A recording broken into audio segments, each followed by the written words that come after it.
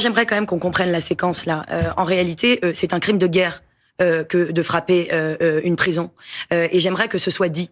C'est un crime de guerre. Et il m'importe peu aujourd'hui de savoir finalement si on a frappé le bâtiment qui est l'infirmerie, parce que à cette date, nul n'est en capacité, ni même Est-ce que vous comprenez l'objectif qui serait de côté Israël de frapper le symbole que représente cette prison? Non, moi je ne parle pas de symbole. Moi je parle de la vie des gens. Voyez-vous, j'ai une dizaine de clients qui se trouvent actuellement dans ces bâtiments-là, qui sont des opposants au régime, qui ont payé toute leur vie la lutte contre la République islamique, et venir m'expliquer qu'on vient frapper un symbole sans se préoccuper du savoir si ces gens vont mourir sous les frappes, je trouve ça indigne, inadmissible, mais surtout c'est interdit par le droit international et c'est un crime de guerre. Voilà, j'aimerais qu'on me réponde là-dessus. Ce sont des gens qui pourraient même jouer un rôle dans le futur politique. C'est l'avenir du pays, monsieur. C'est l'avenir du pays. Qui est enfermé dans cette prison. Ce sont les intellectuels, ce sont les prisonniers politiques, ce sont les militantes féministes qui se sont battues pour femmes et liberté. Voyez-vous, j'en suis réduite à mettre un t-shirt aujourd'hui pour rappeler aux uns et aux autres que ces gens-là se sont battus pour femmes et liberté. Ils ne se sont pas battus pour mourir sous les bombes. Pour vous, c'est incompréhensible